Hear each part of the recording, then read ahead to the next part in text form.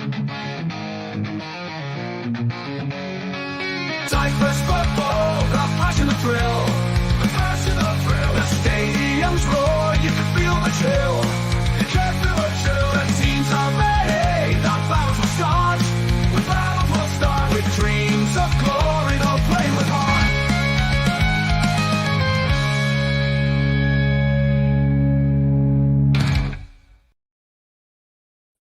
Kalimera, Kalispera, whatever time you're watching, this is Mappa, and unfortunately, our intro is already outdated. But it doesn't matter, because we're here to tell you all the new stuff. That's all. What's going on? Oh, what's going on, man? First of all, let's apologize for being a day late. That's my fault. I was on a flight last night, coming back from my cousin's wedding, where people kept asking me about the podcast. And I'm thinking, if you lot keep asking me about the podcast, why aren't the viewer numbers higher than they are? Yes.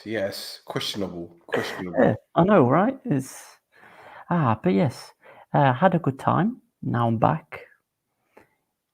Not having as good a time, but still, it's fine. What about you? What are you doing? See, this is the thing. I'm kind of glad I haven't been to Cyprus this year, because coming back, I'd be so low. Like, this is what happens. And they call it holiday blues. It's not. It's the Cyprus blues. That's what it is. That's what it is. You come back from Cyprus, you just like, oh, kill me. Yeah, it sounds like you've got another AI song coming on. I do. But it's not to do with the Cyprus blues. Don't worry about it. Oh, right. Okay. Different one. Because, well, put it this way, we're only 2 managers deep. Yeah? 2 managers down. All right? When the next one comes, that's when I'm going to drop the bomb. Oh. It's coming. Oh, right. Okay. I thought you were going to tell me something like you're going to wait till the end of the season and do something like No. Billy Joel's "We Didn't Start the Fire." No. We need to do this as like a segment. Whenever a manager gets sacked, we play like a little little jingle. Jingle. Vaso is here. Vaso, welcome, bro. Welcome. It's been a hot minute, as they say. It's been a while. Vaso's a legend. Absolutely love the guy, man. Top bloke. So, Thasso, shall we kick off our roundup? This is going to be fun. Why not? Let's go for it. Okie dokie. So, the first game was on Friday, and Aris beats Omonia Kosianyao 1. It was 1-0. Sorry, see, I can't do this already. Thasso. I can't. I'm so tired. You can't. They beat Omonia Kosianyao. I was actually trying to say too fast, too furious, how you call them, but I kind of got my words slurred. They beat them 1-0. Kvili Daya's header was the difference. The traitor. Anyway, go on. Yeah. Kvili Daya, the traitor. Anyway, go on, carry on. Wow. So we're doing this now. Name calling. Wait, listen. You start with an Irish game and Kvili Daya scoring. I've got to go in there with the harsh words to start off with. But yeah, Omonia 2 Furious were lucky.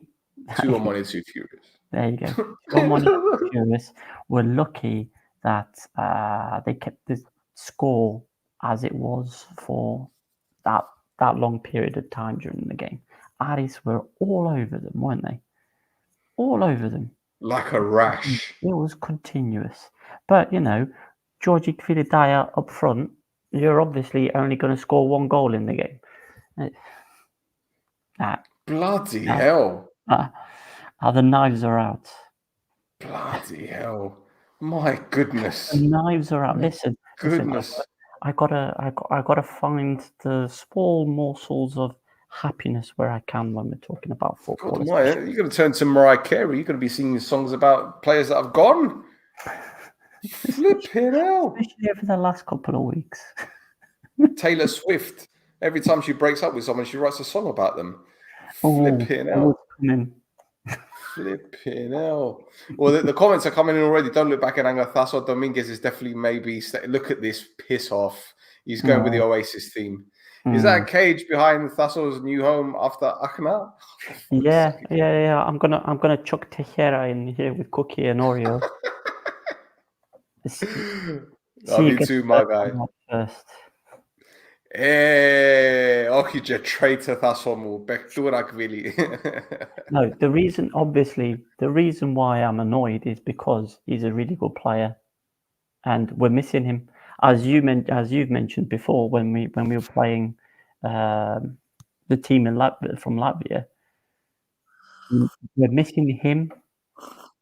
But anyway, I'll be in big trouble. Big trouble. Yeah. So, 2 wins in a row for Aris. Good starts to the season. 2 victories against teams you'd expect them to beat. Nothing super special from them, but they're getting the job done quietly. Quietly. That's the important thing. They're doing it quietly. Yeah. Is that it? Yeah, that's it. There's not really much news from either Connor team. Goldson made his debut. Did he not play? No. Did he not play last week? Nope. Oh, well, there you go. More solid at the back, obviously. Clean sheet. Beautiful. Okay. That's exactly what they want. Fine.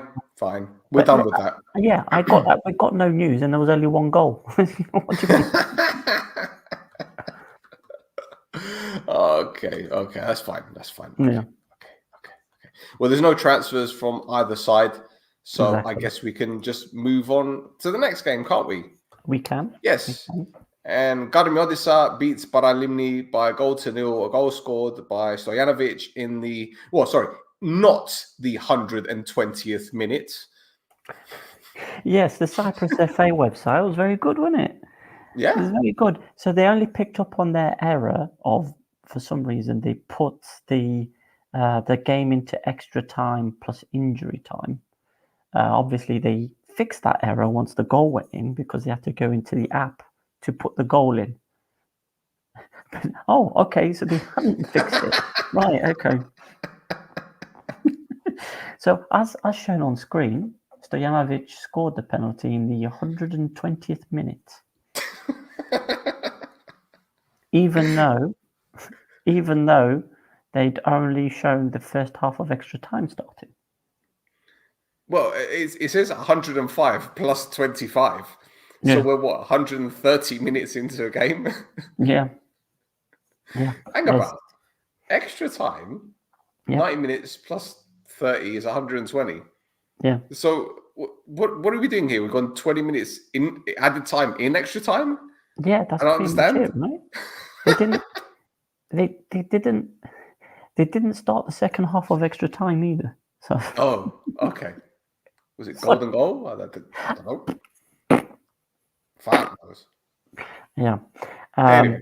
One thing to say as well is in the game, Gadimiodisa basically were walking all over Paralimni, and they should have had the first goal earlier when Simic had hit the post. Another one where there was a load of chances and only 1 goal had gone in. But yeah, we've had some. Oh, of course, we can't forget. Like at the beginning of the match, there was a because it was Paralimni's first game of the season. They had a little memorial for Paul Julius right at the beginning of the game. So they laid some flowers down. Players paid their respects. Yeah, both clubs. So they did that as well. Yeah. Very nice. Very nice. But there is some Paralimni news, isn't there?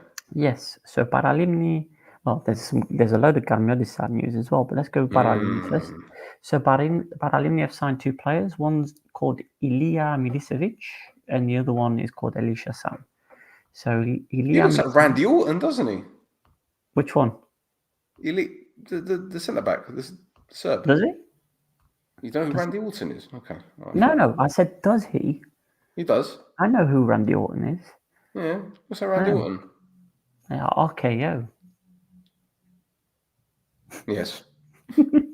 Yeah. So anyway, I'm so sorry. I'm so lethargic tonight. So you're not going to get much out of me, man. Sorry.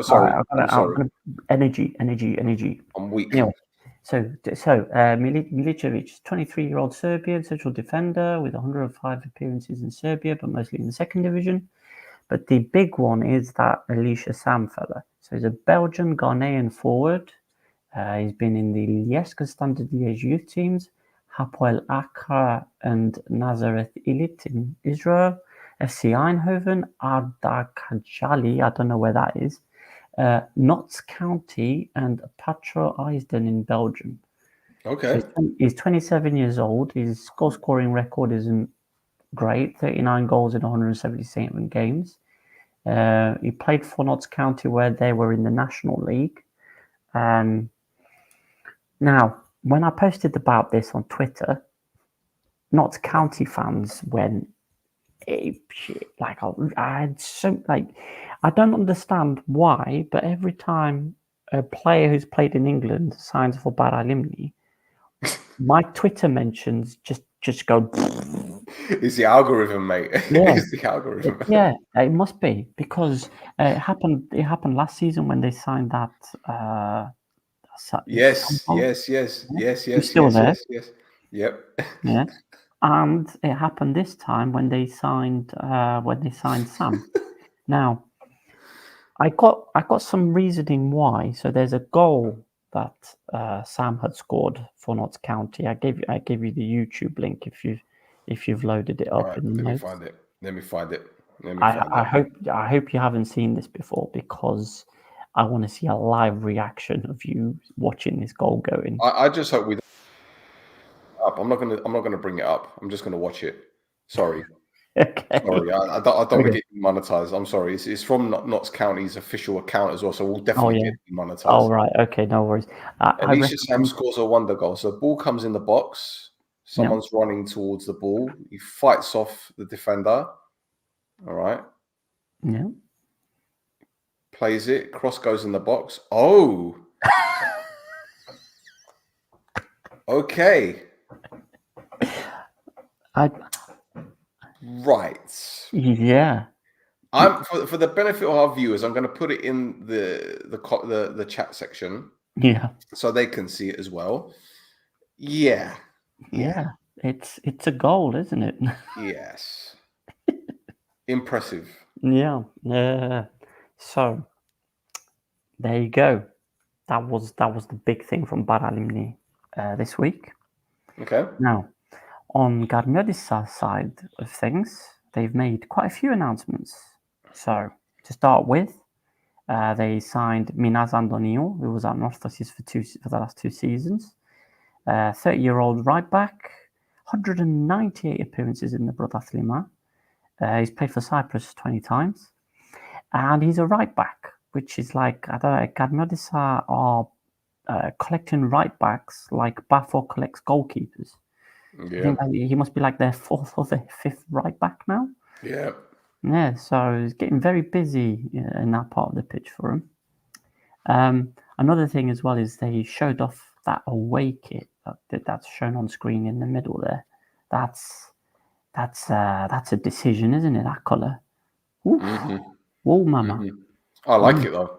Yeah, me too. I think it's bold, it's brave, it's electric. Would you call that electric? Yes. Yeah. So, yeah, I saw you. You asked them. You asked them for a copy of it, or we can put the request out to Spoilerites. We could do. Sort us out. Yep. Alex, sort it out. If you're watching, Alex, sort it out. Sort it out. Yeah. Now. Yeah. Now. Now. Now as well. Now. They announced today. Right now. A new general manager. The guy on the left there, Theodoros Antoniou, is a director. So general manager, right?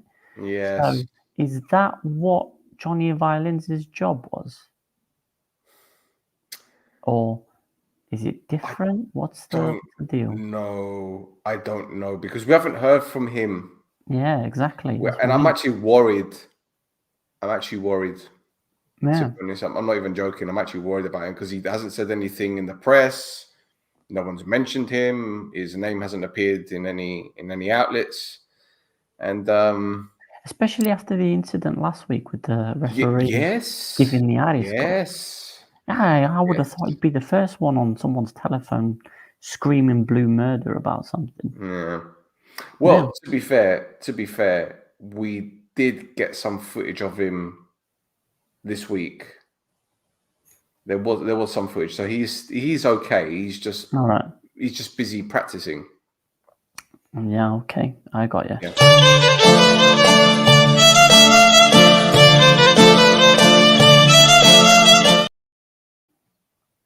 That might be the last time you play that. Don't say that.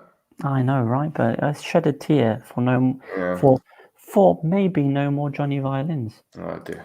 Okay. Yes. Now, the big thing that happened, and it only happened a couple of hours ago, is that Kastanos has finally signed for PASP in Poland. Yep, confirmed. Confirmed from both Gisa and the team in Poland. Gisa also put out that he scored 19 goals in 35 games for them. So that's a big old turnaround for him. So, and according to the websites, the value of the transfer is 180 grand, which is not bad. It's good money. Good money. Wow. So there you go. So what do you think? How do you think he's going to go? Where are they in the league anyway? I think they came 10th last season, I think, out of 18. Polish, they're called Extra Klasa, isn't it? Yeah, Extra Klasa with a K. Extra Klasa. Okay, let's have a look. They're third at the moment. No. Third, 14 goals scored, 9 conceded. Maybe I don't know. Maybe they need more goals because they're conceding. But then again, they conceded the least amount of goals in the top 5. So, yeah. Good for them. Good for them. Good for them, and good for him. Exactly. He's gonna. Oh wow! Breaking news: San Marino have won. There you go, an official football match. I'm clapping because I'm happy for him. I'm actually happy for him. Congratulations to San Marino, man. That's a win. Yeah. First win in 20 years for the team. Fantastic. I was about to say we don't know how you feel right now because Cyprus ain't winning any games at the moment. Yeah. More on that later. Yes. Anyway, anything else for the karma chameleons? No. No. Hey, that's not a bad name for them, It really isn't. Can you imagine if they released a kit where it kind of, changed color based on their surroundings? They'd be like, yeah. Hold on. Well, I mean, if they'd be on a football pitch most of the time, so they'd just be green. Yes, true. Yeah, but you could wear that shirt to the beach and you blend in with the. Yeah, it's not bad. Like a global hypercolor, those t-shirts where you put your hand on it and it'll have the handprint. Yeah, that'd be good. Yeah. I'll have some of that. Yeah. Anyway, next. Yes, let's go. Right, the next game. And APOEL under Chris Coleman maintained their 100% start to the season with a 1-0 victory over Omonia Aradipu. Tasso. Yeah. Something else happened during that game, but we can talk about APOEL right now. Let's talk about APOEL. Chris Coleman, good start. I'm not going to lie, it's a little bit unexpected for me, and I'll tell you why. Because even though they have done pretty well in the transfer window, they're winning games which usually would be banana skins, as you'd expect. But yeah, it's a good start to Chris Coleman's tenure so far. Yeah. Listen, if this was APOEL from 10 years ago, you'd expect them to walk these games. Yep. So you'd expect them to get the 6 points from these games. But we've seen over the last couple of seasons, APOEL have slipped up a lot, especially in the first round of matches. So the fact that they're squeezing out these wins, because it was only a 1-0 win against Omonia, the fact that they're getting these wins through now is a big positive for them. Yep. And just we'll probably see how far they've advanced in the Chris Coleman when they play someone a bit more challenging, let's say. Yeah. Absolutely. Can't really think of anything else to talk about apart from one incident that occurred during this game. And let me just bring up on our Twitters. Here we go. Can you see it? I can see it. You see it, all right. And there was this challenge, which didn't earn the player a red card. Yeah, you could tell where the player was caught. Gosh, cards up. That will get you demonetized. That's violence of the highest order. That my God. I'm surprised they didn't give a red card for that, because that's I've got the screenshot in my notes, and it's worse when it's paused like that. Yep. Well, look, put it this way. On the plus side, I think there's a certain Egyptian player that saw that and probably thought, I got away with one there, because that could have been him. And it might have been from a teammate as well.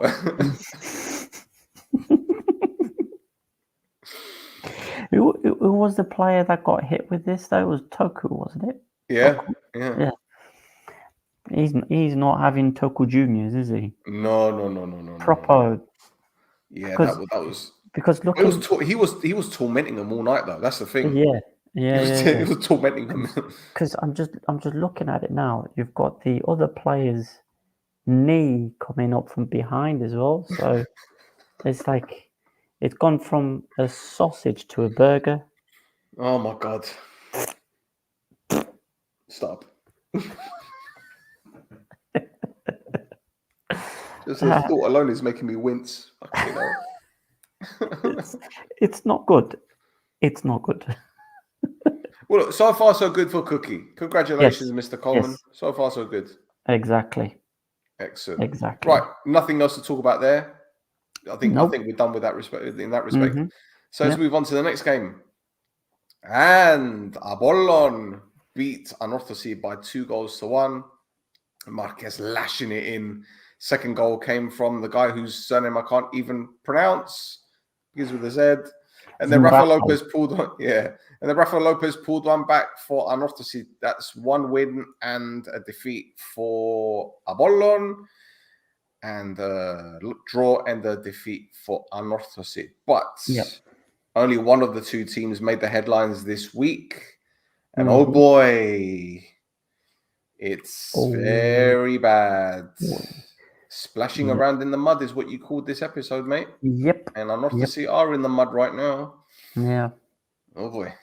Yeah, I mean, you broke it down a bit more than what I could, but in essence, it seems like at least on the side of the investors, they are disappointed with what went on with regards to the information that they were receiving from the board of Anorthosis, and the fact that information was leaking out regarding the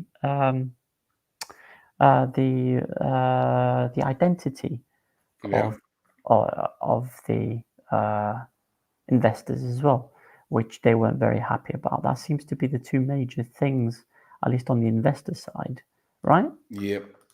Well, just to give you a bit of the viewers or the listeners a bit of background, if you haven't been following, Pedros Dimitriou.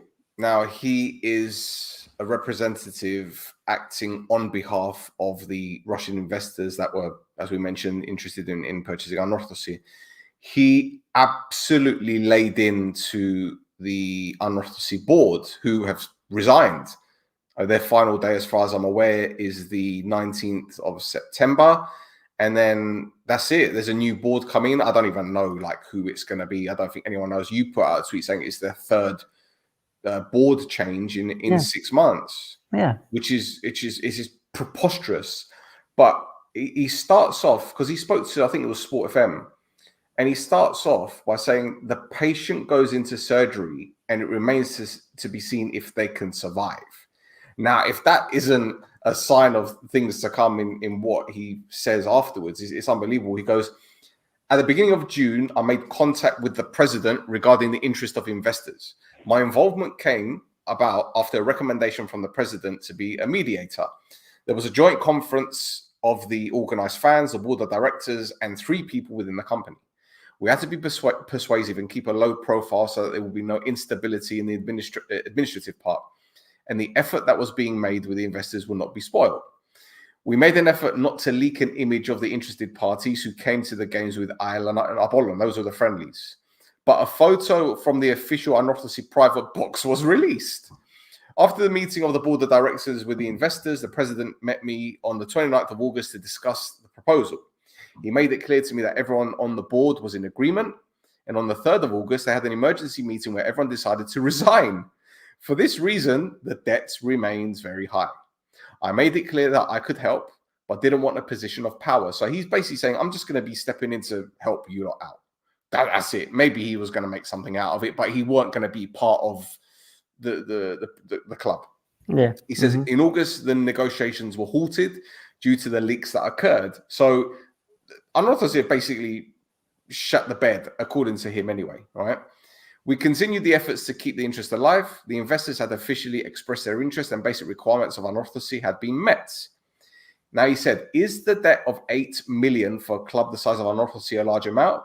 It isn't. It's September and the team still doesn't have a budget. Budget figures ranging from 7 to 13 million were speculated.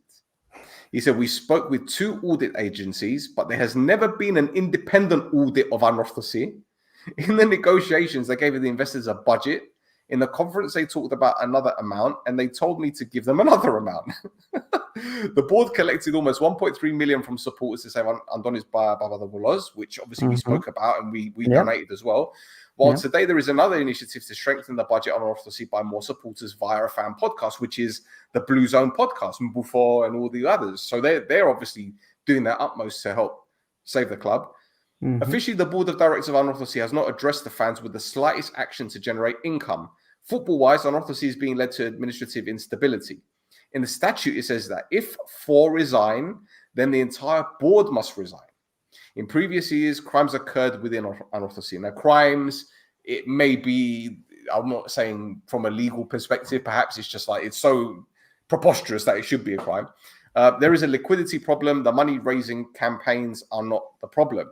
We do not have the mentality of wanting an investor at Anorthosis. When Baba Stavro came, they chased him away.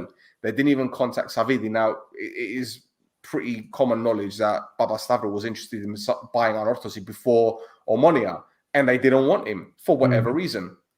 Well, you know. And now they dealt with the Russians in this way. Who should investors talk to? A new process will have to be done over a very long period of time. They will definitely withdraw their interest. It is expected that very soon it will be communicated to Anorthosis. Now, as he said there, the Russians are no longer interested and they're going to make it official. Now, we haven't heard anything, so that could still be on ice for the time being. We don't know. But look, I don't know your thoughts on this situation. Obviously, you support a club that's got its own financial issues. Yep. But it seems like you guys are kind of on top of it. Kind of. We'll get to my thoughts on that later. You do this. With this one, I think much like the fact that Anorthosis were going to lose the stadium unless the fans raise that money to pay off the debt. I think there's a lot more hidden stuff in the background, and that's probably the crimes, in inverted commas, that are being mentioned there.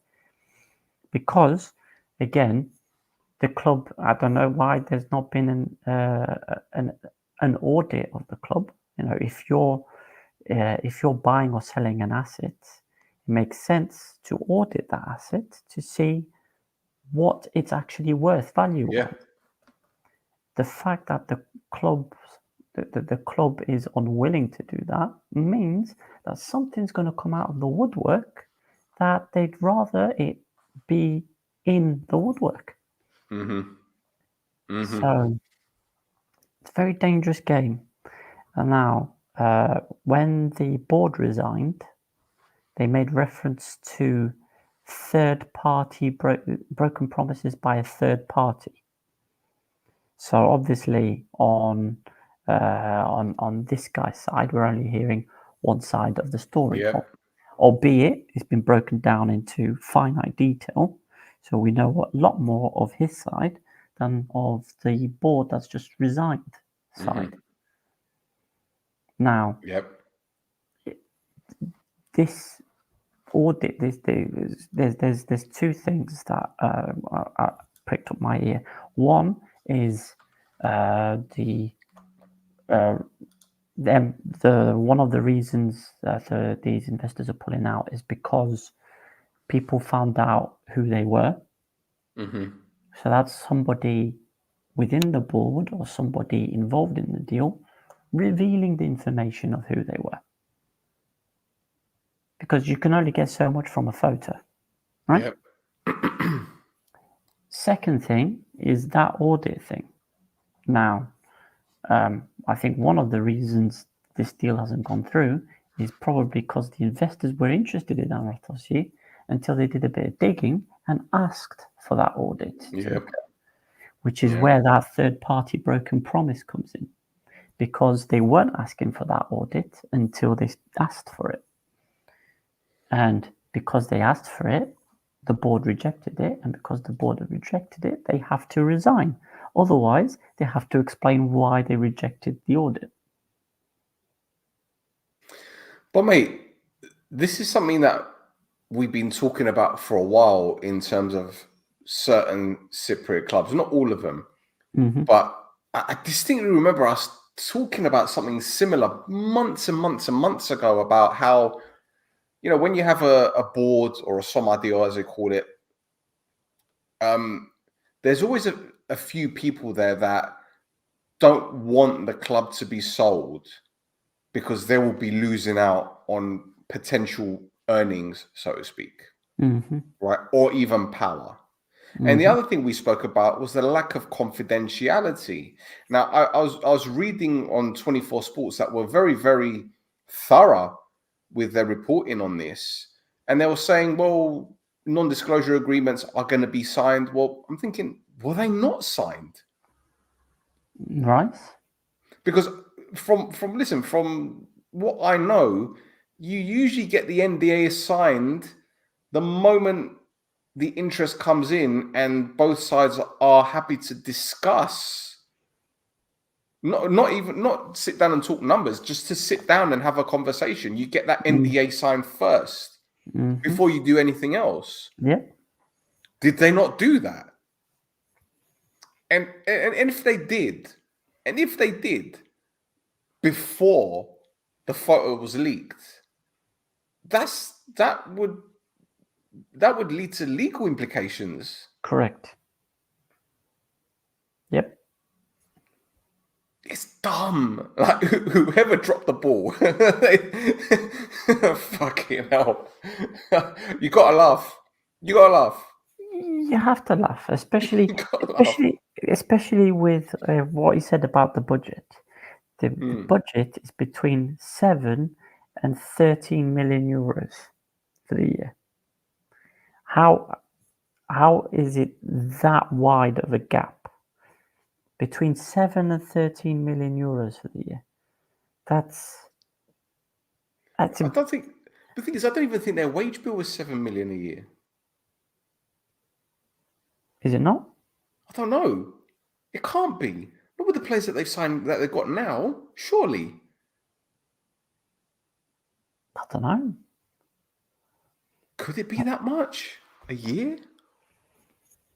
I don't know. I mean, they have increased how much they're having to pay because they announced tonight. They announced the signing of of the guy that I can't pronounce. Adam Gyurshko. Yeah. Adam Gyurshko. Yeah, there you go. Adam Gyurshko. There he is. So he got released from AEK, obviously for him to sign for Anorthosis. In 93 games for AEK, he scored 19 and assisted in 17 goals. So, but there's a whiff of AEK about this Anorthosis team. Yeah. they've got Rafa Lopez as well. They're yeah. But Well, look, it's almost as if they're trying to piece together a squad of Paralimni veterans. Yep. They got Teixeira, No, they haven't. centre back, who Andre Teixeira. Oh, sorry, Teixeira. Yeah. Yeah, Teixeira, the guy that was at APOEL. Yep. They've got who else was there? Who else is there that they got right now? They've got Kiko. They've got Theodoro, who's got a lot of experience in the Paralimni. He's not old, but Artimada. yeah. They've got flipping hell. Who else they got? Theodoro. I know he's 26, but he's been around for a while. Mm-hmm. But then again, they still got Charlie Musunda. That's probably where most of that between 7 million. Yeah. Charlie Musunda. It's look, end of the day, they wouldn't have signed Gushka until he had his severance sorted with AEK. Yep. Mm-hmm. Otherwise, they probably would have. Well, they definitely would have had to pay a fee for the lad, even though they said that he could leave. He'd had to get the financial side of things, and it's a good signing. Yep. On paper. Mm-hmm. But Gushka hasn't been the same Gushka for the last 2 years. No, he's not. He's had a lot of injuries. Mm-hmm. Mm-hmm. Mm-hmm. And coming to this team that, the last thing they want are injury-prone players like Musunda. Yeah. Flipping hell. But the worst thing about this is, I mean, look, we can laugh and joke about the situation and how pathetic it is with the financial element. We keep saying this with Anorthosis. This is one of the biggest clubs in Cyprus with such a rich history, and to see the way that it has been just run to the ground in the last year, it's incredible. And to think, no disrespect to the fans, to think they wanted Boulaidi gone. Yeah, it was Boulaidi going was almost like a preamble for it to fall apart. It's considering the circus of his last year in charge of the club. It was basically he was holding the whole thing together. And then Sundays came in, and it was like everyone was a lot of people were saying, "Oh, this could be the turnaround." No, this could be the because he used the Petridi tactic of things seem to be going well. Well, let's buff it all up a wall, and hopefully it keeps going well. Yep. For me, I think the warning signs were there when he gave an interview on the pitch to CableNet, and he seemed very, very okay. He was being positive, but I wasn't convinced with what he was saying. And I thought, mate, I think you've bitten off more than you can chew now, because if you ain't a football guy, and let's get it right, he's not a football guy. There was a certain sporting director there as well that wasn't pulling his weight. And I don't even know what's happening with him, because has he officially gone?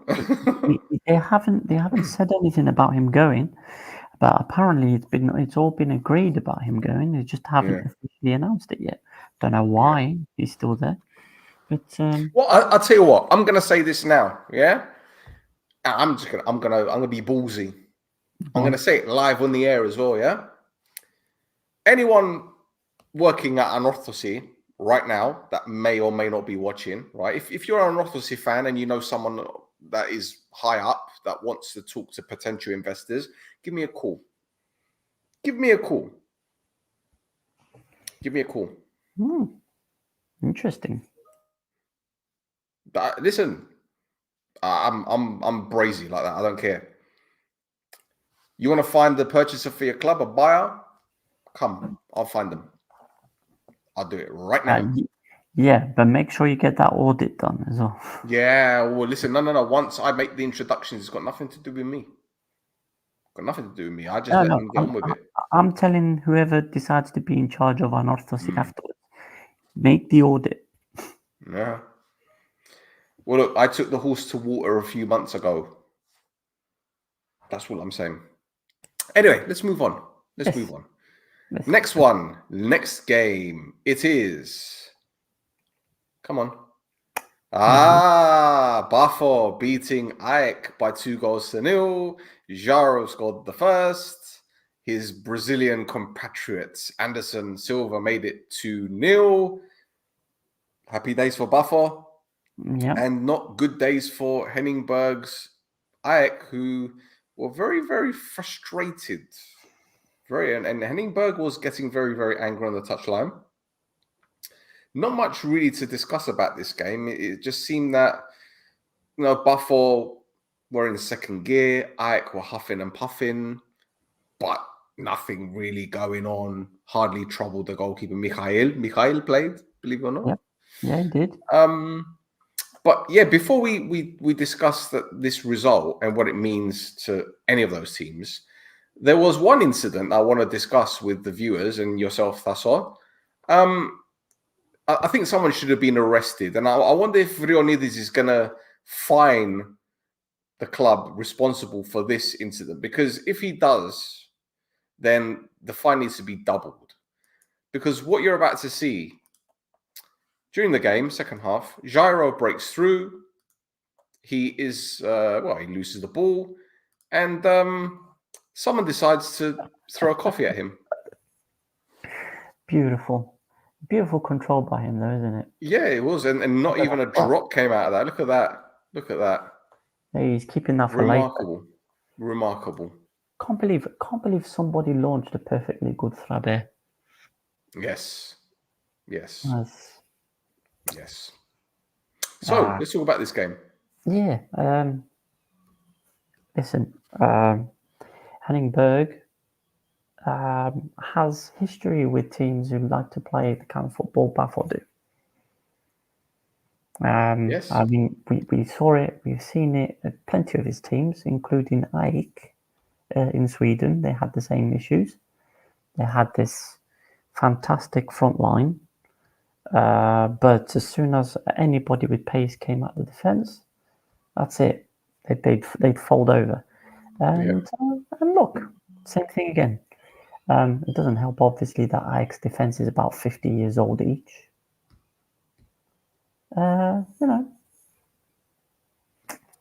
look, they went with a 4-4-2 with Fransol and Cabrera up front. And Cabrera, I don't know what's happened to him, but it wasn't working. So then he took off Fransol, put Cabrera as the centre forward, and put Bruno Gama as a 10. So we went from a 4-4-2 to a 4-4-1-1. Yeah. Well, I mean, we saw the best from Cabrera because when Achnas were basically playing 4-3-3. They had Cabrera up front, they had Ilya and Drazic, on either side of him. And those front three, all of them were doing numbers. Mm-hmm. Cabrera is not getting the service he needs to get the goals that he was getting last season. And that's all it is. It's early days for AEK, but let's get it right, yeah? They only beat Apollon because, the penalty was saved, and obviously they were down to 10 men, Apollon.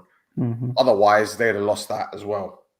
Yep. So, and you could say 2 derby games to start the season isn't really fair for them when other teams are playing Garmi Odessa and Omonia. I get it.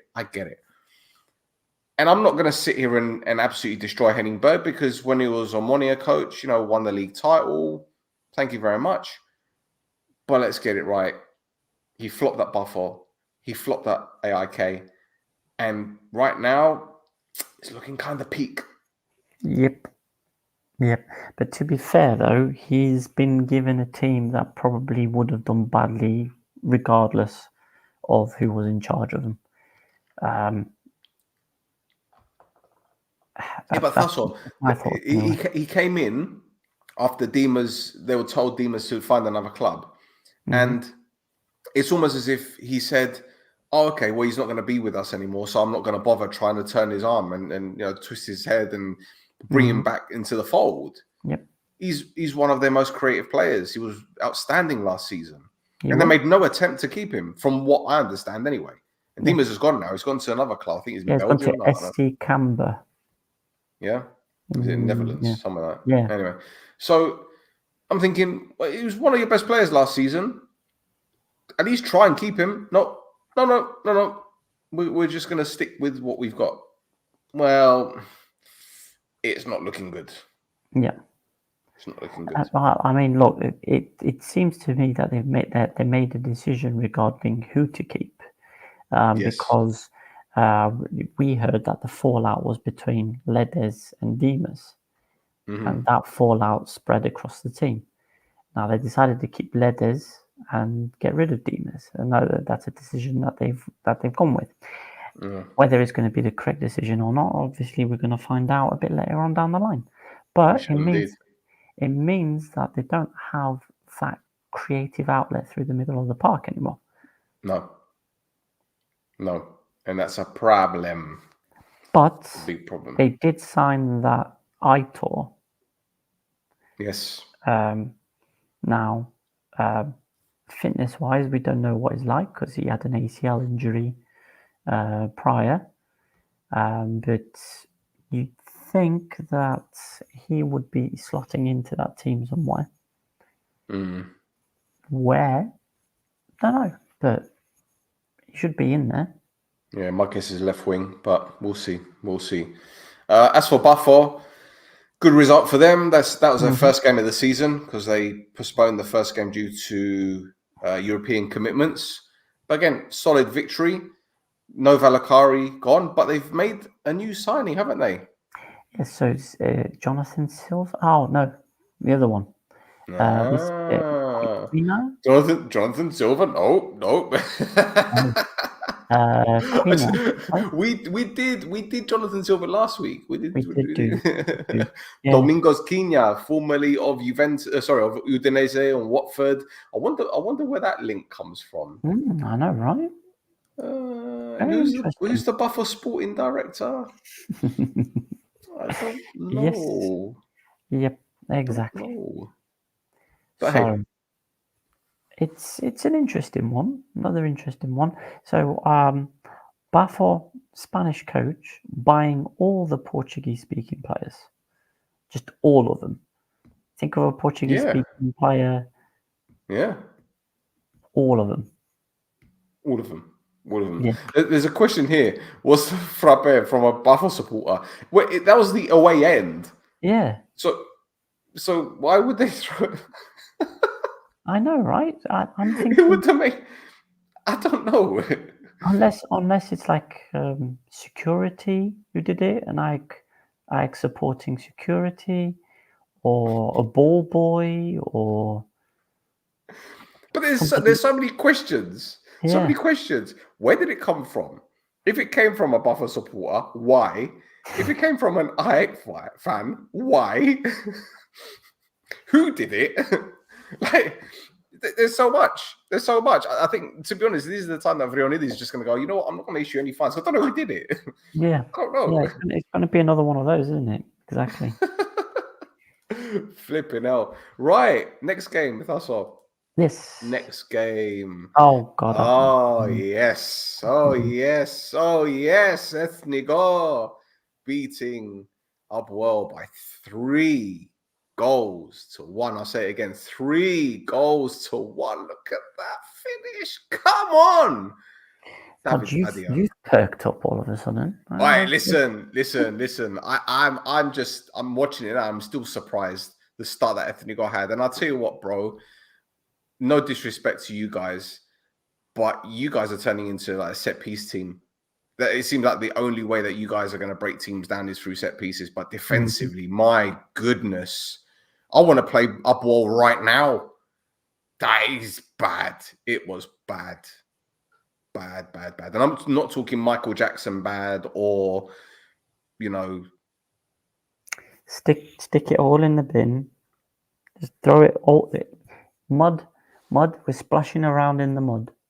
We're face first in it. We're drowning in an inch of muddy water. It's come on, talk to me. What is going on, man? What is going on? This is madness. Right.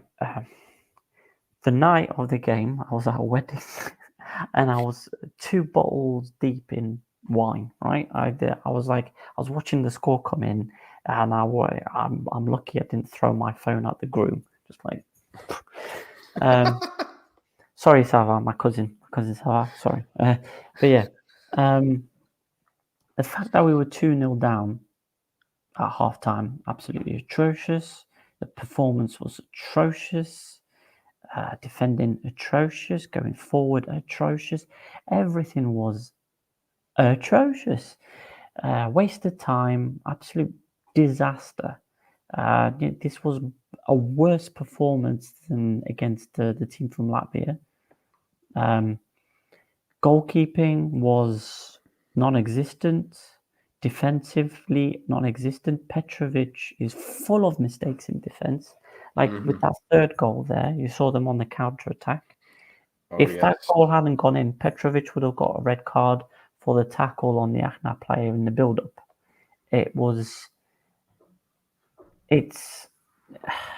Listen, the players are too old and or not fit and or don't care because of the salary issues that they've had, right? And we go back. We were talking about Sundays earlier on. We're going to, just throw shit on the wall, and hopefully something sticks.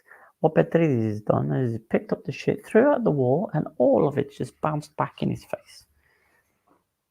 Coach he originally hired, he got rid of. The players he's brought in are not doing what they're supposed to. Yep. And there's nothing. The organisation behind the team has been non-existent as well. You're going for European games. We said quite a lot that the weather in Cyprus would be advantageous for the home team in Cyprus, especially if they're playing teams from the Baltics or the Scandinavias or anywhere else further north in Europe, right?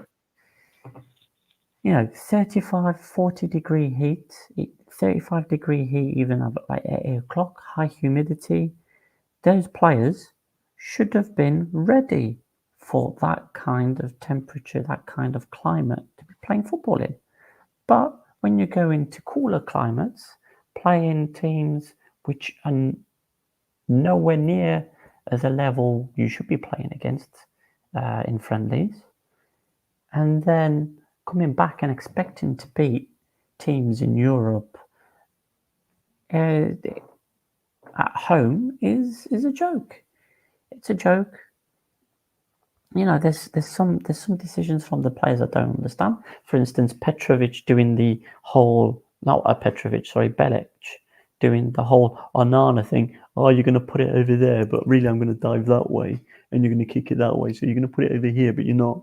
And then both times, from the same player, the player put it in the same direction and got a goal both times. Petrovic has been off the ball. It's like he had his 2-3 week break, and his defensive abilities have gone out the window. He can't track back. He can't mark a player. Players keep losing him. He keeps conceding free kicks at pieces all the time because of it. He's been rubbish. Quintilla has not been whatever people were expecting Quintilla to be. Teixeira, I told people that Teixeira was going to be a really good signing based off of what he did at Anorthosis last season. What's he done? He's a yellow card bet. That's it. Yeah.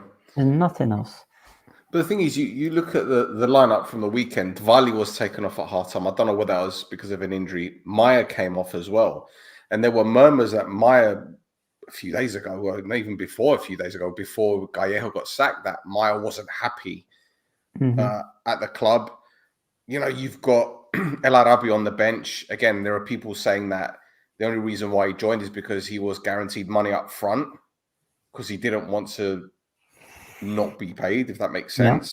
Yeah. Mm-hmm. And it just seems that a lot is coming towards the club. Remember last season we were saying that, you know, APOEL won the league because all the shit that happened, it galvanized them. Yep. From the financial problems to Pinto's ban. So we listed them at the end of the season. Yep. But now it's like all these things are coming and they don't have a person there that can, you know, take all of the shit and protect the club, protect the fans, protect the players. Nothing. There's no character. There's not one person. And even Pedridi, who effectively is the bulletproof vest, as I describe him, he can't control it at the moment. It's crazy. No. It's absolutely crazy. No, because normally the fans are behind the team, they're behind Pedridi, but seeing the kind of the decisions that have been made over the last 3 months, people are. Pedridi is not as infallible as they thought he was. Right? I've had a lot of people come up to me while I was in Cyprus. I've had a few people come up to me to voice their concerns about whether or not the president knows what he's doing. Mm-hmm. Because it really is just like he's just thrown money. He's just thrown money at nothing, and it's money the club doesn't have. And he's brought in 35-year-olds, 38-year-olds, 34-years-olds, and there's even, you know, who's this other guy? Pizzi. Yeah, this is a player that was linked with Omonia a few weeks ago, and we decided not to go for him because he's hardly kicked the ball in months now. Yeah, so this guy's a 34-year-old. He played a lot for Benfica. He's called an assist king in Portugal. Thing is, though, so again, it's more like a Fed signing, where you bring in a player who has a lot of history, he's done well for the teams he's been at in the past, and then, you know, he's gone to Al Wada or whatever other teams around those areas, not done well. It kind of is sitting back and looking for his last paycheck before he disappears again. And hey, look, what APOEL have picked up the phone and called him. It's not worth it. We should be, a team like APOEL should be looking at players like Nea and figuring out how to make a player like Nea happy. Because Nea, I don't know if you've seen, but anytime he gets hold of the ball, he's dangerous, especially in that last third of the pitch. The few times I've seen him play, he's been great, but he's running at 100 miles per hour, and nobody's following him because everybody's tired. We're in September, and the players are playing as if we're in April and May. Yep. I saw Ndongala go down. I thought, this is going to be tricky. It's going to be tricky. Where's the last game, actually? When he went, I think, what game was it? First, was it the European game? They went down. I think that's what. I think he missed the game, didn't he? He missed the game. He played against Ethnikos.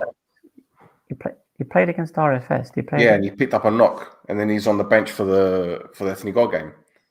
So he took a knock. That's why what's his name started? Lonis started at the weekend. Mm. So you're getting muscular injuries already. It's a bit of a sticky one. But before we carry on with APOEL, I just want to say, David Badia, a friend of the show, was very unlucky against Omonia a couple of weeks ago. We spoke at great length. But for him to go to the Ghazi B again, but to beat the champions 3-1 in the manner in which they won, and I'll tell you what, we said, how are they going to replace Enzo Cabrera? But Ander Egan, my goodness, that first goal that he scored where he took it past the defender and put it in the bottom corner, even the second. This guy's 24 years old? Yeah, I think they've got their replacement for Cabrera and then some. Yeah. Yeah, I think I need to see a few more games of this team, but yeah, listen, David Badia went with a game plan, and I'm sure he's as surprised as anybody else that the game plan worked as well as it did. Obviously, you always set up a team to try to win a game, but I'm pretty sure he was very surprised as to how easily they won the game. Well, this is it. I mean, we spoke about it the other week when we were talking about the Omonia game, that, it's a very physical team. They like to get stuck in, and when they win the ball, they're rapid on the counter. Yeah. Now, can they convert their opportunities? Well, clearly they can, based on the weekend. Then perhaps they're not going to face teams that are so defensively bad like APOEL. But the way they took APOEL apart in the first 20, 25 minutes, it was scary. You're thinking, which one is the champions? Yeah. Honestly. I know. It was sobering. It was on top of already the kind of the situations we found ourselves in. It was even more sobering. Like, I was 2 bottles of wine deep, I keep saying. I want to go get another one after the result, and the guy at the bar cut me off. The guy at the bar cut me off. No, I said to him, "You might as well give me the bottle." He went, "No." So yeah. But yes. Yeah, but did you call it a botsa? That's the question. No, because it's a bukala. Yeah, you should say those were the motsa. You'd have been all right. Wow. Now, somebody else who had a little piss and moan this week. Yes. There you go. There he is. That guy. Pinto. Ricardo Pinto. Had a big old moan. I don't think we need to read the whole thing, but basically, he's not happy with how things were left at APOEL. The fact that APOEL hired Gallejo. The fact that APOEL approached Dominguez, and then Dominguez agreed to become the new head coach. So I have obviously complained how many times about how Petridis is running APOEL, but there's no good guys in the situation that Sapinto's found himself in, because he is also a prick. He's left every club he's been in charge of in bad blood, complaining about everybody around him, and he's an angel who does nothing wrong. And yeah, he's got like a big stick up his butt because APOEL hired Gallejo, which was the coach that apparently ruined his season. Yeah. Yes. Gallejo is apparently the reason why he got that 4-month ban. Never mind, he grabbed that person by the neck at the end of the press conference. Nothing to do with that. Nothing to do with kicking advertising hoardings and trying to start something with Yanagi or Kat. Nothing to do with that. No, it's that small coach. Anyway, Well, look, Oh, I love how I love how like I'm going to put up his quotes yeah, in the chat here, right? yeah, So people can go. I've put it on our Twitter account. But yeah. there are so many things that he says. Like, so when you're reading it, you're thinking, where do I begin? You know, but you know, he's saying stuff like, you know, the players threatened to go on strike, but I twisted their arm, and you know everything was all right. And he said that Pedridi didn't let him be part of the trophy lifting Yeah, celebration the next yeah, day or whatever it was. And then he said about with Gallejo, it goes, it was a great injustice. You know, I was provoked by the assistant and the coach and this and that. He goes, I got a 4-month ban. Why? Did I kill someone? Did I attack someone? Well, yeah, you did. yes, you did attack someone. You You attacked two people. You attacked the two people, you prick. And then what I love the most is that he was saying that Dominguez betrayed him. Yeah. I'm going to try and... He called him a very poor coach as well. Called him a very poor coach. If he's such a poor coach, right, why did you keep hiring him as your assistant? Well, Yeah. yeah. And then he tried to play off Dominguez's attitude during those 4 months as his idea as well. Yeah. He told Dominguez to be calm and not say anything on the pitch because he's not the manager. Yeah. Not the fact that Dominguez is a calm presence, you know, and tries to encourage players rather than scream every 3 seconds about why you're not standing on that blade of grass instead of this blade of grass. Yeah. Yeah. Yeah. Yeah. Apparently, it was all him. It was all him. But he doesn't mention the fact that, you know, when he showed up to training during the summer, the preseason training, and he had a massive fallout with all of the players. Didn't say anything about that, did he? Didn't say anything about Sacha or Gavril and what happened between them. Didn't say anything about that.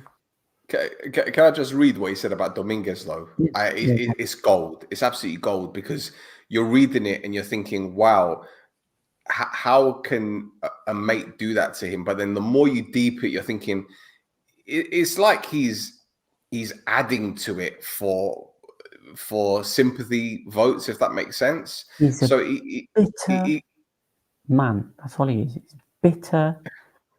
He's a horrible, bitter man. That's all it is.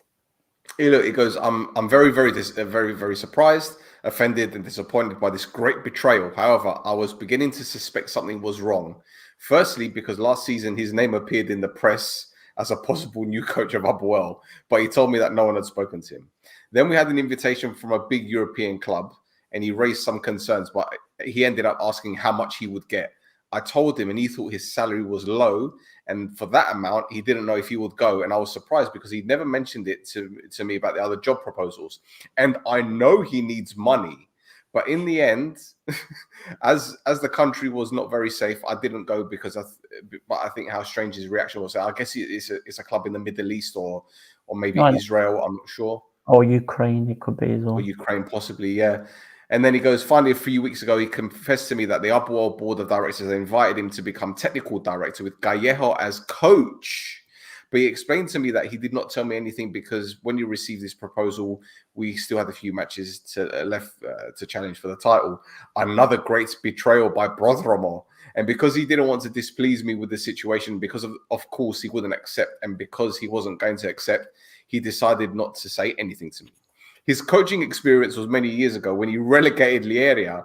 Then I hired him to coach Sporting B's team. And after I left Sporting, he left too and got fired from 2 other teams he went to.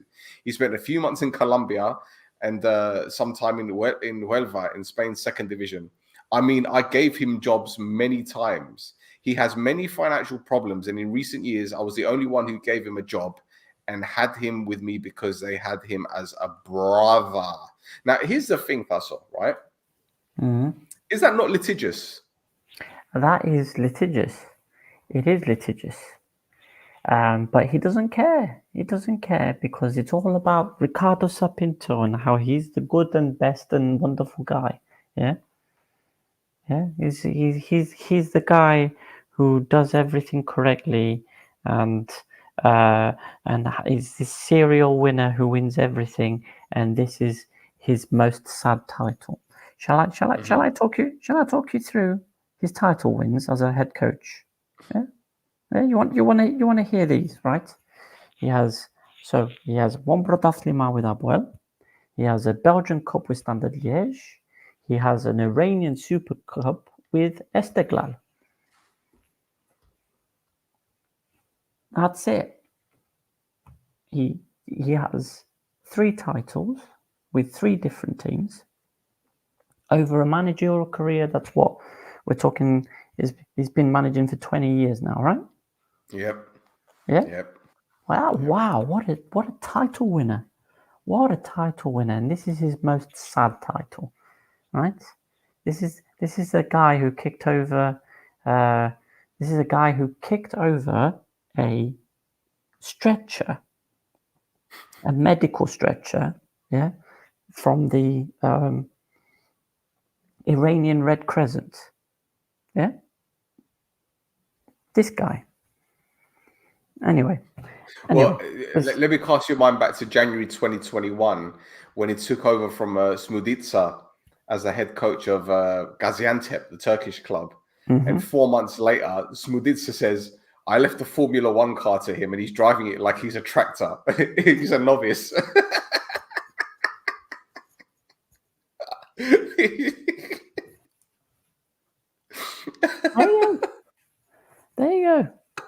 There you go. I shouldn't laugh, man. I shouldn't laugh. Well, listen, you laugh, otherwise you cry. So, and if we look at the situation at APOEL now, it reeks of Apollon from 2 seasons ago, and it's scary. Oof. My goodness. Yeah, they won the title, right? And they fired the coach during the European qualifiers before the season started, and then they brought in 3 coaches in the season going round. And what place did they finish? 7th. Yes. Yeah. And that will be a disaster for APOEL. That'll be a massive disaster. Yep.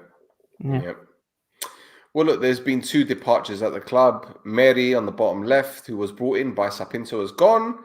And El Fadu Ben continues his career in Serbia, which he was before he joined. Yep. APOEL. No loss there. No loss. Anyway, shall we move on? We've done an hour and 12, but there's still got loads to go. Loads to go. Right, let's keep this one brief because Omonia came back from 2-1 down to beat Nea Salamina by 3 goals to do. No controversy here, but 2 Salamina goals from set pieces. One of them come from debutant Apostolos Velios, who I think joined the club like 3 days earlier. So, but I think Omonia's match fitness got us over the line. Stepinski grabbed 2 within 5 minutes. One being a wonderful header, and the second one being a close range volley. Resilience, hard work, determination, desire. Something I haven't seen from an Omonia team for a long time. But to be fair, I think if Salamina had a few games under their belt, it may have been a different scoreline. They were looking very leggy with 20 minutes to go. Mm-hmm. Well, yeah, I mean, it doesn't help as well that back line again is old. That's an old back line. You know, you got Lesiaks, you got is it Tomovic? Yeah. Yeah. So those guys already, they've got some age on them. And I think they had Antosh in goal instead of Melissa as well, right? No. It was Melissa's, yeah. All right, okay. I don't know why I thought I saw Antosh on the team sheet, but my nephew, who's turned 11 today, happy birthday, Alessio. He described Melissa as a Poundland Courtois. I would agree. No. To be fair, Melisas is one of the better players at Nea Salamina. He's been one of the reasons why they've, I wouldn't say performed as well as they have, why they've finished quite strongly in the first part of the season. Where they get really close to getting into the top 6 and then not quite make it over the last 2 seasons. He's been one of the main reasons for that. Now, obviously, what happens with Nea Salamina after that seems to be like, well, they didn't get into the top 6. We're not going to get relegated, so you take the foot off the pedal, and that's what they've been doing for the last 2 seasons. But yeah, I think Melissa's a pretty good goalkeeper. I don't think he deserves being called Poundland version of Courtois. I think because he looks like him, but like when you go to like Poundland, or even in Cyprus when you go to like a supermarket or a mall or something, and you want to buy a WWE wrestling figure, but you don't have a wrestling figure, you have a Super Smash Wrestling, and it looks like Rey Mysterio, but the mask is a bit deformed, kind of thing. It's not Rey Mysterio, it's just called El Luchador. El Luchador, yeah. No, I get what you mean. El Cabron.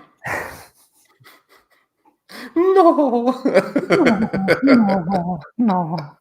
El Cabron, not here, no. Right, there's nothing else to talk about in that respect. Done, game's done, whatever. I'm on the top of the league. Happy days. Let's bring up the league table very, very quickly. Just so that we know what's going on. I'm gonna have to get it up on Google. Come here, man. No, come back. Cyprus First Division. Come back. Oh yeah. Share screen. Here we go.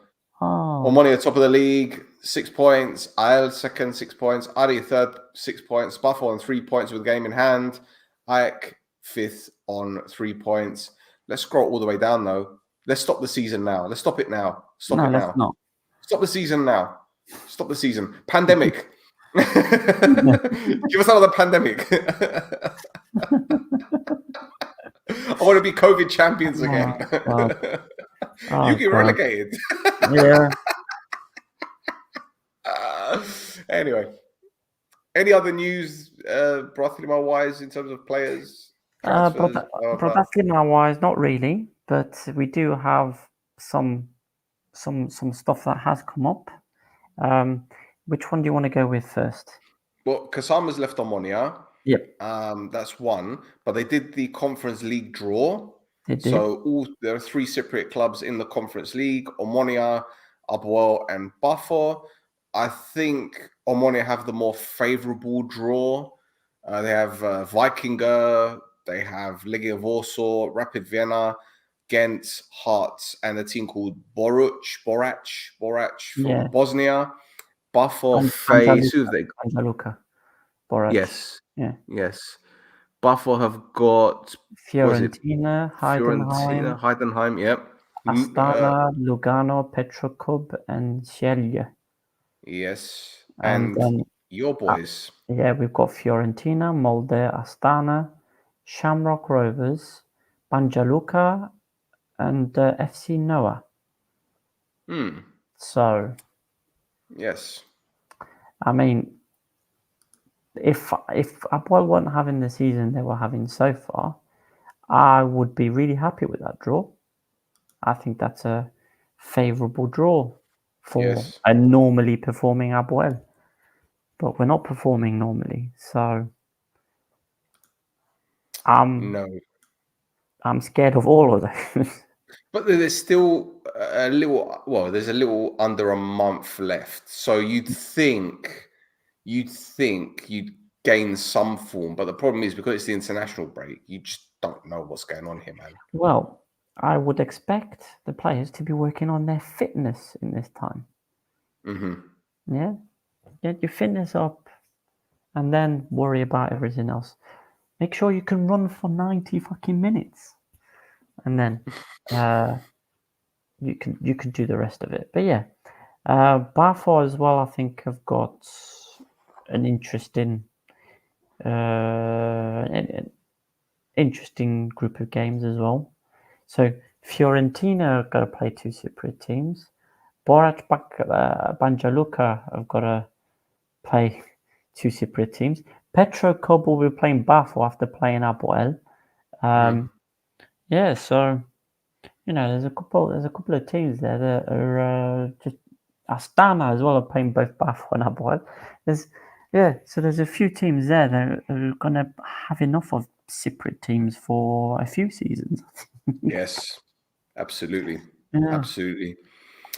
And there's another story which is very, very important for us to report, given that we are regularly on social media and we have a very good relationship with PASP, who, as I keep saying, they do some remarkable things. And there's something that they announced today during a press conference, and that was the impact of social media on footballers. And this was a survey conducted by a gentleman called Bolis Zinaris, and it was his company. What's the company called? PAX Social Media Limited, and the project was called "The Impact of Social Media on Footballers," as I stated before.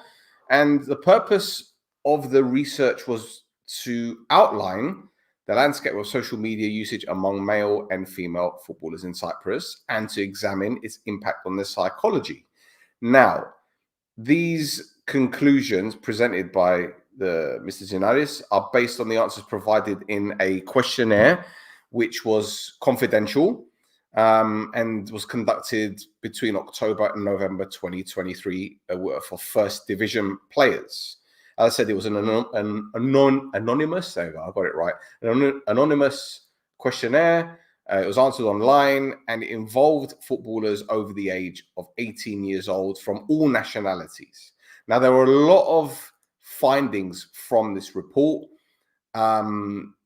Basic stuff like most players used Instagram, Facebook, and TikTok, although the platforms they use most are Instagram, Facebook, and Twitter. The majority of them had fewer than 10,000 followers. And even though they're not classed as influencers, it basically indicates a lack of communication strategy on their part with their audience. And it's also evidenced by the fact that they do not have consistent interaction with their followers, which ain't a bad thing, to be honest, because the last thing you want is to be replying to people asking for shirts and that kind of stuff. Players receive negative comments after a poor performance, with the number of comments increasing when their team loses a match, which is normal, I guess. The vast majority choose not to respond to these, while a percentage, which is about 35%, feel bad about the negative comments, indicating a potential need for further intervention, i.e. advice on how to deal with said abuse. Now, footballers report that when their performance is good, the positive comments outweigh the negative ones, and the same is true when their team wins. Players seem to be quite affected by the wave of positive comments, as more than half respond to them, which is, again, you kind of expect a thank you or whatever, but sometimes it's best to put the phone down and turn it off, good or bad result.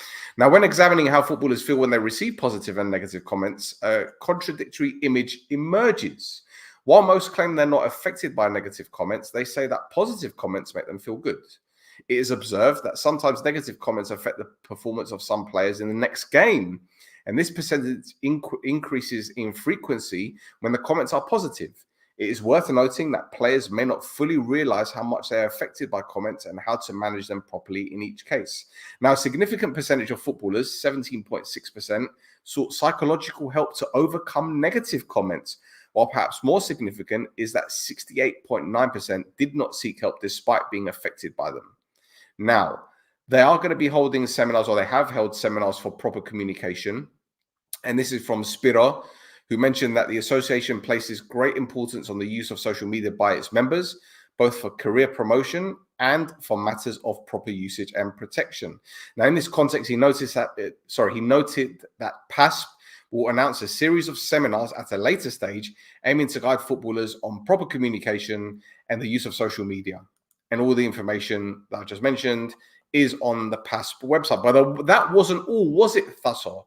Because obviously, yeah. Do you want to discuss that? Well, they brought up again about the mental condition that the young 18-year-old players are facing while doing the military service, which we've talked about in detail over the last 2-3 weeks, haven't we? And the fact that there's a lot of these young players that are going through depression, they're going through some very difficult times at the moment because they don't have access to the facilities that we've talked about previously. And it's somebody needs to take notice, man. No one's taking notice.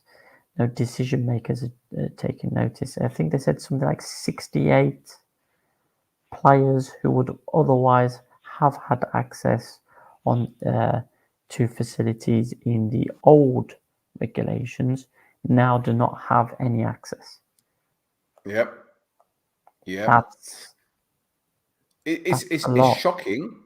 It's shocking, and it's an utter disgrace. And I'll tell you what, I've got to give Cypriot all the credit in the world for having the balls to come out and say it like it is, because in his statement, he said, it seems that the Ministry of Defense and Goa did not keep their promise to restore even part of the number of facilities for conscripted footballers. And as you said, 68 athletes or players in Cyprus are being sacrificed. That's the word that he used.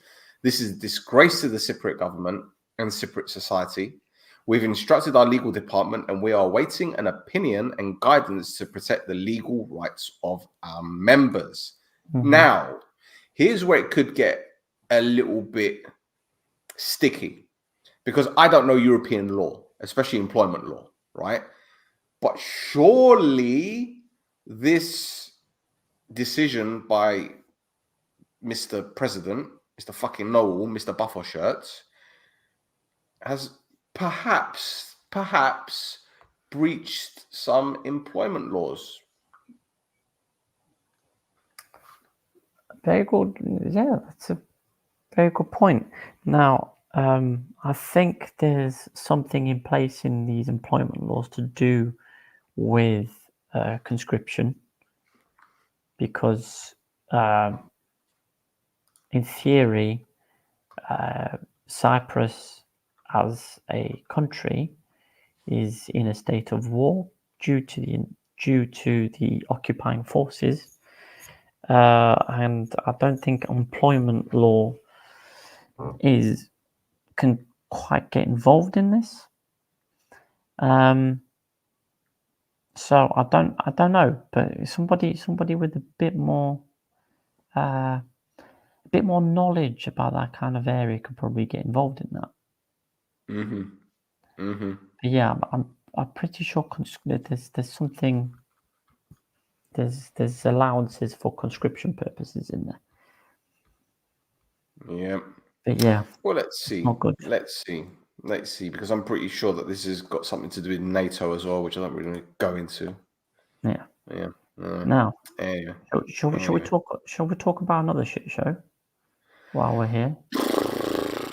Yeah, and then we can end it with a bit of fun, because there's someone. But before we carry on, David says, because Thasos sometimes is very good, sometimes very shit. There you go. Yeah. I'm not sure what he was referring to. That's Yeah. Hey boys. Hey Stel. Sometimes you remind me of a great bald coach in Manchester. You analyze like Pep, but you rap like Ten Hag. You fuck up. What's up there, Mario? What's up? We still got 25 people watching live. We've done an hour and a half, so let's bang through this, because shit show. There it is. Yeah. There he is. There's that bold fraud. There he is. There's that. Yeah, look at him. Every picture somebody takes of him, he looks lost. He looks. You know what I half expect? I half expect the music from American Beauty darkness, my old friend. Yeah, or something like that. Or American Beauty, where he's staring at the shopping bag that's floating in the wind. You know that scene. Yeah, look at him. He looks like a deer in the headlights. It looks like he's staring at a bowling ball that's heading for his face, but he can't move out of the way in time. It's mate. I find it. You know what? I've got to hand it to him, right? I've got to give him some praise here. No, do not give him any praise. No. Hear me out, right? Because how can one person before one coach before every press conference destroy his players in the way that he does, and they still step out on that pitch for the sake of their nationality, for the sake of the fans, whoever bothers showing up. I find it absolutely great. Did you read what he said? Did you read what he said? I listened to some of the press conference today, but you go and say the bit that that pissed you off, and then I'll say the bit that. Okay, well, let's talk. He said that they've got injury problems. Okay. Yes. Okay, well, you could say that Hamburg Giriago being injured is a problem and Gusolo being a problem. But that is pretty much it, right? He said we have several players who are not playing for their teams. Malaga, let's look at this squad, right? With the exception of Loizu, right? That was basically been alienated from Omonia, yeah? Which of those players is not playing for their team? Because Dimitriou played the first game of the season for Apollon. Yeah. Right. Mikhail played at the weekend. Mol played against Chelsea. So all three goalkeepers are playing. Right. Iwanu is playing for Sampdoria. Caro is playing in Israel. Andreu is playing for Charleroi. Right. Panayotou is playing for Omonia. Correa is playing for Aris. Right. Laifi, okay, he's the other exception, but he's not fit. So I don't expect him to be right. But why have you called him up if he's not fucking fit? Right. Panayotou has been playing for IL, right? Hector has been playing for Peterborough. Malakidis is captain for Peterborough. Yeah. Malakidis is a regular at Apollon. Artimata is now a regular again at Anorthosis. Okay, Hamburg Giriago is injured, but he was a regular. Gorgitz is a regular, as we know, at St. Mirren. Chrysostomou is a regular at Anorthosis. Spoljaritz plays for Apollon. He comes off the bench. Kastanos, we know he's playing at the moment. Filiotis is playing for IL. Mate, honestly, it's asinine. Who is it? Yeah. Who's he talking about? Who's he talking about? Who is he? Who? Yeah, I mean, what is going on here? Is he looking at stats from 15 years ago? I don't know. Now, I really don't know who he's talking about in that original lot that he picked. Now, obviously, he's picked Sacha as a replacement for Hamburg, so you can already see who's going to play at right back, and he's not the right back. He's not going to play the right back at right back because he's going to play Sacha there instead. And Sacha played against RFS. Yeah. But shall I go on? Shall I go on? No. Yeah. No, the thing that got me as well is in the press conference is he doesn't know what he's fucking talking about the other half of the time. Half of the time he's making up bullshit, and the other half of the time he doesn't know what he's talking about. A reporter asked him about the friendly that they played against Lithuania, right? Now, he said the friendly that they played was 5 months ago. Do you know the date of the friendly against Lithuania? Well, we're going to find out. Come on. 19th of November, 2023. My birthday. The friendly that they played 5 months ago on the 21st of March was against Latvia. Yep. Was that the 1-1? 1-1. Lost 1-1, Yeah, we drew one. We beat Lithuania 1-0, and we drew with Latvia 1-1 before losing to Serbia 1-0. Is that the part that got you? Oh, that's the part that got me because he confused Latvia with Lithuania. Josh, let me tell you the part that got me. That really got me. No, but that's the part that got me like. No. I can bear that one. I can bear that one. Yeah. They asked him if he was going to change his system. Oh no! That one already got me. That got me. Shall I read what he said? Shall I read what he said? Do it. Right. No, straight away. We will continue as in the past because that is how we can win the game. Motherfucker, since when did we win a game? We play 5-4-1. Anyway, I don't know where this comes from, that we either play offensively or defensively. The system is determined by the players. Yeah, I don't know. It gets better. It gets better. It gets better. We see with logic, we have to look at which teams we play against. We continue the game we're trying to play. There are other teams playing, and unfortunately, in the previous group, they were better teams than us. We're not better than the teams that we're playing now, but we're much closer to them than the teams in the previous group. So let me have a look. Cyprus fixtures, because I don't even know who the fuck we're playing. It's right? Lithuania, Kosovo, and Romania in our Nations League group.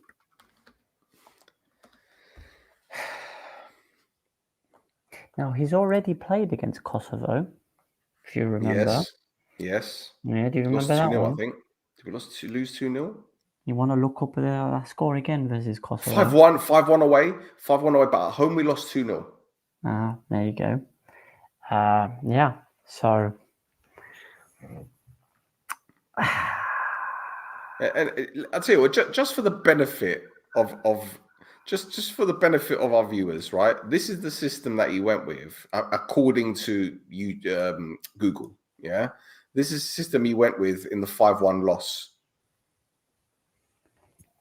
No. No.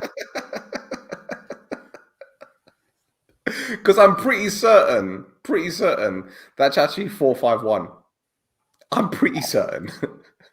Yeah, if he's playing Hambogiriago as a midfielder, yeah. Unbelievable. I don't know if you want to get up that tactic that I had that it was playing against Scotland. Oh, no. With the 8 people in defence. Mate. But we already he had Ephraim on the bench. Dimitris Christofi came off the bench. Pavlos Correa was on the bench. I mean, why does he pick these many players to bring with him? We already know his starting 11. Right? Moll in goal. In defense, in the center of defense, you're gonna have Hector and Gogits, right? You're gonna have Gorea as a left back because he just puts him on just to piss me off. You'll have and he will avoid Filiodi like a rash, and he'll play Sachaza right back, right? And then in midfield, he's going to play Artimata. He's going to play Kusullo. He's going to play. Oh no, Kusullo came off injured. He's injured. Yeah. So there's no Kusullo and there's no Haralambos. Wow, that midfield is going to be a strange looking midfield then. Either way, Marinos Johnny's isn't going to play. Marios Elias isn't going to play. Kakulis isn't going to play. Katsantonis isn't going to play. Yeah, it's going to be Bitta up on his own with no help whatsoever. I'm going to say this right now. Life is going to start one of those games. Is he? I'm telling you. And I'm gonna just to be a shit, he's gonna get injured as well because he's not fit. Yep. You can see it happening. Mm-hmm. You can see it happening. I'm telling you. I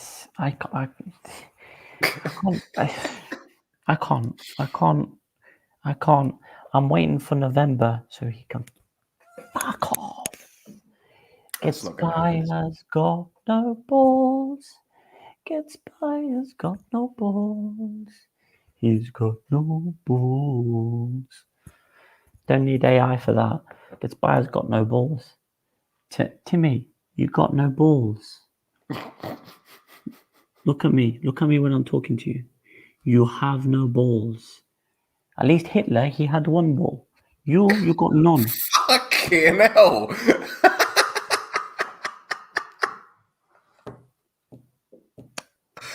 Oh my God. That's not in the notes. What? You know, okay. He looks depressed, but with a massive salary. He does know what he's doing, though. He excuses himself before every match, every time. Bravo, Mario. That is dead on. That is bang on. Pedro. No, emergency screen switch off. Image may cause harm to your health. Well, Thasso, look, we've only got one thing left. I think we need to end the show with a bit of fun. And we know what's coming. It's Thursday. Yesterday was Wednesday. You know what happens on Wednesdays. Vrioni this time. I've missed this jingle so much. Beautiful. It's time to spin the wheel. What is coming? We don't know. Spin the wheel now. Oh, that was like it hit like crack. I'd say ya. Oh, That was immense. Yes. Immense. Now, because I was on a plane yesterday, I didn't manage to catch this stuff, but you did. You managed to catch some of it. And there is plenty of it. So let's go.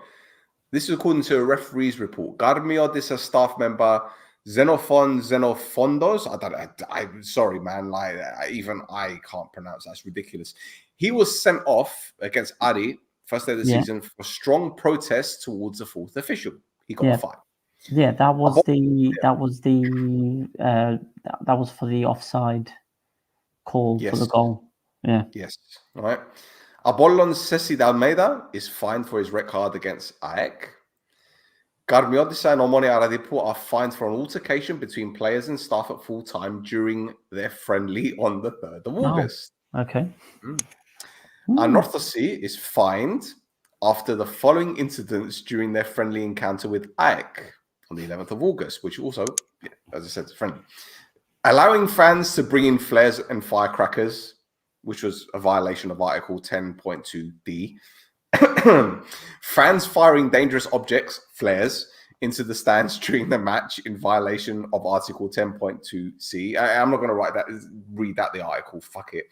And C, for an incident caused by fans during the second half, they lit a firework in the stands, which caused a disturbance inside the stadium. There you go.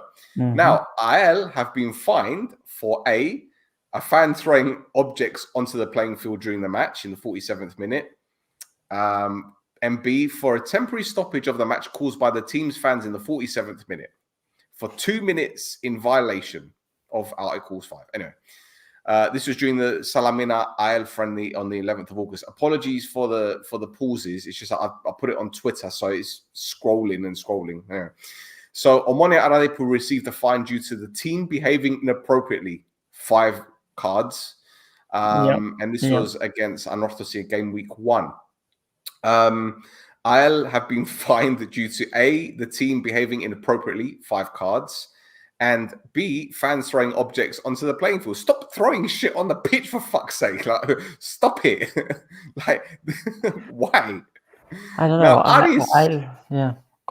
Aris, yes, they received a fine following their encounter with Garmiodisa. A, they arrived on the field 5 minutes late for the second half. And B, due to non-participation in the starting lineup at the start of the match of 2 players who at the age of 18 or earlier were registered with the CFA. Yep. So there you go. Now, Apollon have been fined for their match against AEK for A, a fan entering the field before the start of the match, and B, fans throwing objects onto the field of play. Yep. That was when Thingy scored. Ekpolo scored. Yes. There you go. It was aimed at a football player in the 80th minute. And at the end of the match, an object was aimed at the referee. Standard. Yep. Now, AEK have also been fined for non-participation in the starting lineup at the start of the match of 2 players who, at the age of 18 or earlier, were registered with the CFA. And there's another one here. Where is it? Specifically at the start of the match, only 1 player participated in the 11 who at the age of 18 or earlier was registered as a player. Yeah, so it means they're not going to get fined as much. There you go. So those are the fines. Now, obviously, that doesn't include game week 2. Yes. So on Wednesday, hopefully, we'll see some. Well, hopefully, we'll see some more. But your team haven't been thrown in yet because obviously you haven't played the game. Correct. I wonder if anything happened against Ethnikos. Well, I'm sure it did. We're also gonna learn a bit more about that Frappe, and we're gonna go on. Do you know what? Let's see if there is a fine for that, and how they're going to word it. Throwing an object on the pitch, right? Yeah. Yep. They've got to be specific, though. Yeah. They have to be. They have to, like, sketto Frappe med liogala. Yeah.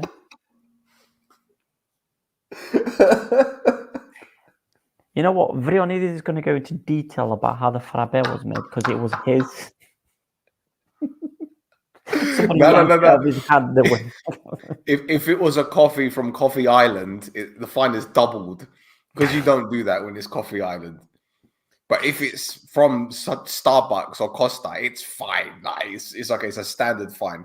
But from Coffee Island, double it. I'm gonna zoom in on the cup as well. I'm gonna zoom in on the cup. This podcast is not sponsored by Coffee Island. No, it isn't. It should be. It should be. We're giving you free advertising. Yeah. Come on. Yeah, them or Mikel. I'll dress up as a giant coffee cup if we get sponsored by Mikel. Amazing. Absolutely amazing. Absolutely amazing. And to be honest, the more I think about it, it's a perfectly good coffee. That it was almost full. Like, what are you doing? Anyway, well, look, that's all. Before we go, I have an idea that I want to run by you live on air, right? Okay. And obviously, because we got another week and a bit until the league resumes. Was it the 14th? Isn't it? Yep. 13th, right? I would like to do maybe a mini series, maybe a few podcasts, right? It doesn't have to be live, pre-recorded, and we could do it. We could call it "Did You Know?" And we could say, "Did you know John Anorthosis played in Cyprus? Did you know so and so played in Cyprus? Did you know so and so and so and so?" We could do little mini profiles on these and talk about what we know about these players. Mm-hmm. Yeah. Yeah, I That think could that's work. a good idea. That could work. That could work. So Yeah. That's it. Well, bro, thank you for your time. I know you're really tired because you did a lot of traveling. Done a lot of traveling. So yes, thank you for this again. And those who are still watching, don't forget to follow us on Instagram and X at This Is Mappa. Thasso is here on Insta and X. I'm just here on Instagram. And that is pretty much it. We've got a website, www.nc-network.com. If you want to contribute, write some articles, that kind of stuff, we've got loads. Andrew's been pumping them out. Email us, contact@nc-network.com. So that is it for another episode. We'll be back very, very soon, one hopes. Thasso, thank you again. Thank you. And we will see everyone very, very soon. So until next time, adios.